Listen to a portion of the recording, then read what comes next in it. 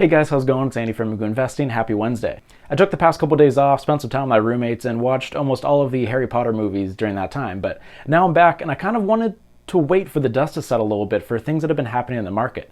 In the past couple weeks, things have been pretty solid for the market, and then starting on Monday, we had a lot of chop, and now it looks like the market's recovering a little bit today. So in this video, I wanted to talk about mainly what's been happening with crude, how it went negative on Monday, how it's recovered a little bit. I want to talk about some of the earnings reports that we've seen so far for this quarter, and then I wanted to talk about my favorite option strategy. This is a video I've been putting off for a long time just because I wanted to wait until the most current trade that I've been having with options expires. And today I closed out that position, so I thought it'd be a good time to talk about it. Before we get started, I gotta say that I'm not a licensed financial advisor, and I highly recommend talking to a professional, someone that can find you the best places to put your money going forward. In addition, I really appreciate it if you hit that like and subscribe button, as it would help my channel out a lot. Everything you hear in this video is just my opinion, so make sure you do your own research before making any decisions. So in the past couple weeks, I've gotten a lot of comments of people asking me to talk about what my favorite oil stocks have been, and I have not responded to them just because I really did not have a good answer for that. In the past, I've kind of watched oil a little bit just because it's an important part of the US economy, but as oil started to slide and went down to around $20 in the past couple weeks, I was just kind of waiting to see what was going to happen. I had been looking for positions to take, and US oil was kind of one of the first ones that I looked at, and I reached out to my dad a bunch of times asking, you know what, this seems like a great opportunity. It's $20 a barrel. Back at the beginning of this year, it was $60. It's going to go back up eventually. Should I take a position? And it was a resounding no from him. And US oil has not been doing very well, so I'm very happy that I did not take a position in that. But in this video, I wanted to kind of explain the reasoning behind why crude prices went negative for the first time ever on Monday and how they've recovered a little bit on Wednesday. So with the current state of the world, the demand for oil and crude is pretty much at a low. No one is moving around, airlines are not needing gas, and pretty much the demand is zero. And so as a result, all of the areas to store all of this crude has been piling up, and now we're getting to the point where we cannot really store any more safely. And so as the demand has fallen, and in addition, prices fell as a result of the trade war between Saudi Arabia and Russia, so it fell from that, and now the demand is pretty much zero, and supply, the problem with crude is you can't just turn the switch and shut it off. If you remember about the BP oil spill that happened almost 10 years ago, or longer than 10 years ago now, the anniversary was a couple days ago, some of the problems with that is they had a spill, and it took them months for them to be able to shut down the rig, because just turning the switch on an oil pipeline is not exactly the easiest thing in the world to do. So the supply is still coming out even though we have very little demand and stores are reaching their maximum capacity. And so on Monday, crude prices cratered. It was fascinating to watch. I woke up, it was around $10, and then it was $5. I went and worked out, it was $1, and then I sat down to do homework for the day, and it was sitting at 1 cent. It was just fascinating to watch in real time the price of crude just crash. And going online, there was a lot of confusion about what was happening. So I kind of wanted to give a brief explanation of what happened on that. So basically the prices that were being shown was the futures price for the month of May, with the expiration date was on Tuesday, which is the day after that.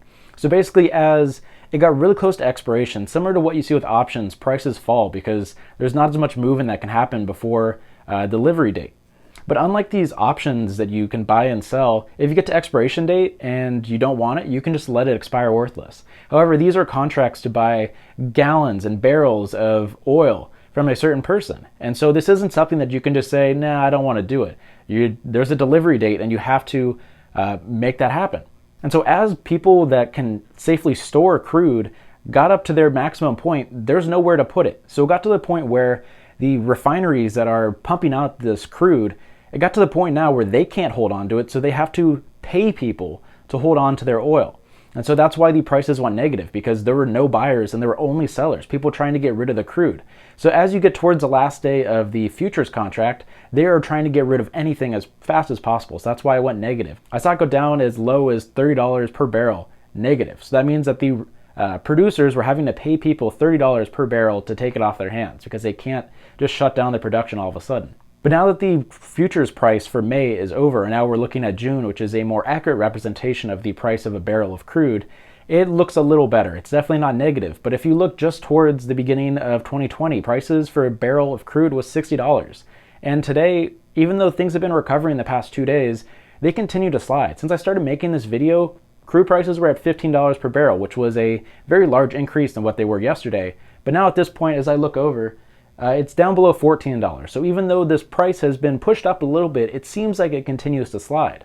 So at this point, we're just going to have to continue to watch what's been happening with crude. Demand is at an all-time low, stores are pretty much full, and I don't expect this to get better anytime soon. So for people that were asking what my favorite crude stocks are, I don't really have a favorite at this point. I'm just going to watch. But this recovery in crude prices have been helping the market a little bit. Monday was pretty rough, Tuesday was not that great, and now Wednesday we're seeing a little bit of a recovery.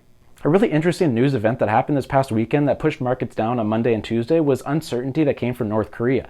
There were some news events that came out talking about how the health of the supreme leader of North Korea, Kim Jong-un, his health was deteriorating. And as a result, the futures market fell. And at first I was like, that doesn't make any sense. North Korea has been butting heads with pretty much every world power over the past couple years. So in my mind, having a supreme leader be in bad health wouldn't really affect the futures.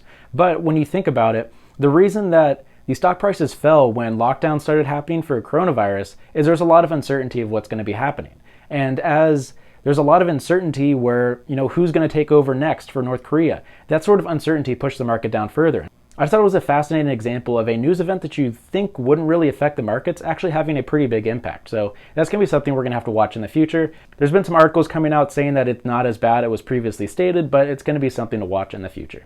Okay, now let's talk about the earnings that have been reported so far this quarter. And one of the first ones that I saw was Netflix, who had a very nice boost in their subscriber base. That's pretty expected at this point. Pretty much everyone's staying home, they're bored. Netflix is a perfect way to pass the time, so that makes a lot of sense.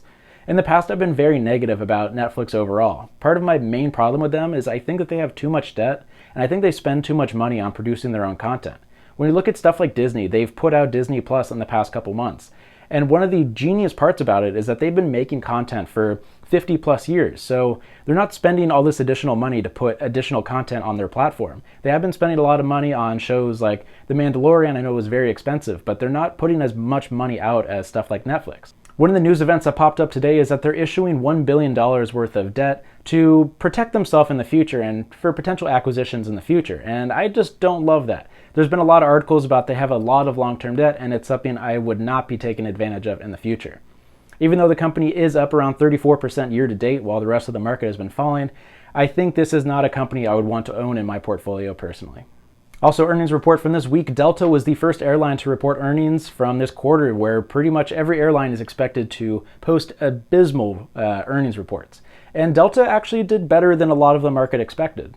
The market expected a loss of 72 cents per share, and they came out with a loss of 50 cents, which is better than expected. But when you look just a year ago, they had a profit of $1. Obviously, a lot of things have changed since then, but it's a really tough realization to see the numbers that are coming out from this. Some of the positives that I did see for Delta going forward is that they said that they're going to be able to cut their expenses by around 50% and the overall capacity of their planes by 85%. And while this isn't going to save their problems, I've talked on this channel a decent amount about some of the news reports that have been coming out about how much money they've been burning through per day. Some of the reports I saw was as much as $100 million per day. And so they've come out and said that by the end of quarter two, they expect to have a reduction in around 50% of the cash that they're burning through every day, going from 100 million to 50. It's still a horrible number, but that's a step in the right direction. And for a company that's just kind of waiting for this to blow over, limiting the amount of expenses they have is a really good step. And then finally, I wanted to talk about Snap earnings. Snap has been a company that I've been very bullish on since it finally came onto my radar in December when I made a video about it. And it has been a part of my portfolio ever since then. And they reported earnings at the end of yesterday, and the stock is currently up 20% as a result of that news. Kind of similar to Netflix, this makes a lot of sense. Kids are staying at home, and what are they going to do besides snap each other? And it's a different way for younger people to communicate. And I think it's kind of been overlooked by Wall Street as being a platform that's going to be utilized a lot while people are at home. Some of the big numbers that I saw is a 44% increase year over year in revenue and a 20% increase in daily average users. In the past, part of the reason that I took a position in the company is just the fact that their daily average users is over 200 million, and I love that. And the fact that they're still able to expand makes me feel really good. Part of the numbers that Snap has kind of been slacking on is their ARPU, or their average revenue per user. That's just a metric to look at how much money the platform is making per user. And it's kind of been slacking compared to some of the other platforms that we've seen. But now at this point, they're over $2 per person when it used to be $1.68 last year. So I'm seeing a nice boost in ARPU. And based off of Snap, today I wanted to talk about my favorite option strategy, which I used somewhat successfully on Snap. And so in today's video, I wanted to talk about the wheel strategy, also sometimes called the triple income strategy. If you've ever been on Wall Street Bets on Reddit, it's a fascinating place where you see people take ridiculous bets on options with very short expiration dates. But in this video, I wanted to talk that there are safe ways to play options and be a very productive and successful trader. And so the wheel strategy, in my opinion, is my favorite way to do that. So the first thing you need to think about for the strategy is you need to identify a company that you wouldn't mind holding for a long-term position. Part of the strategy is you're going to be selling a put, and if you get assigned, you're going to be holding on to 100 shares of this company. And then you also need to take into account that you want to pick a relatively cheap company. For people on my channel, I feel like most of them are kind of similar to myself in their portfolio size, and we can spend $1,000 to buy 100 shares of a $10 stock, but maybe we can't afford the 70 grand to buy 100 shares of something like Tesla. So identifying a company that you want to hold long-term and a company that you can afford to buy 100 shares is the first two steps. The first thing that you're going to do in the strategy is you're going to sell a put below the current price, and you're going to be pocketing the premium.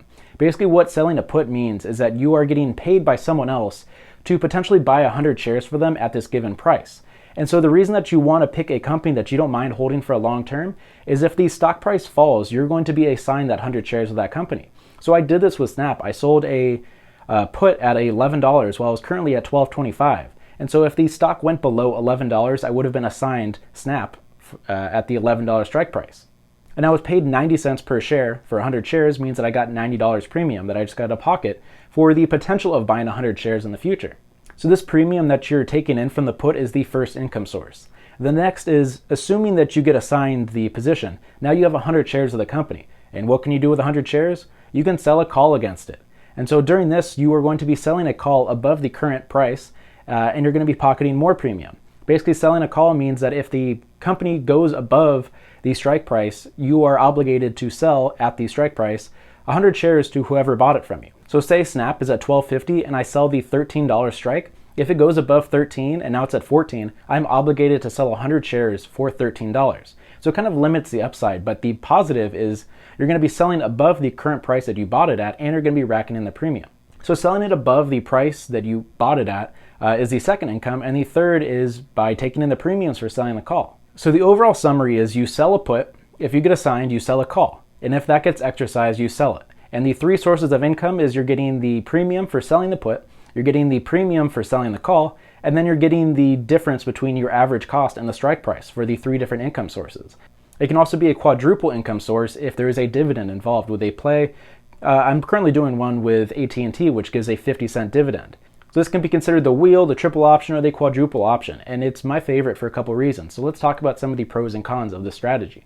So the biggest pro to this strategy is the fact that you're getting multiple income sources from a single company. If you buy and hold, you're going to get the overall increase in price as your income source. However, if you're selling options, you're taking in premium as the stock kind of does its thing. So you're getting multiple income sources, which is why it's called the triple option. Another pro, you can maybe call it a pro, is I think it's really fun to look at the option chain and kind of think of some of the trades that you can pull in the future. And as I've gotten to the point now where my portfolio is large enough where I can execute these trades, I've had a really good time kind of looking at the option chain because it's a different way to trade stocks.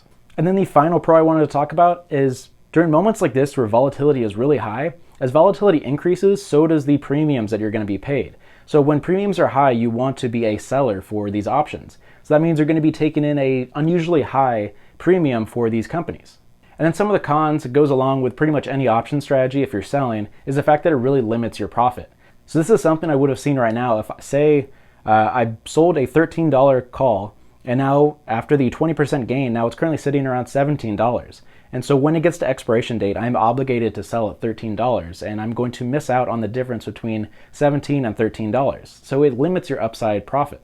Also, another thing that's kind of a con is sometimes you miss out on the overall trade.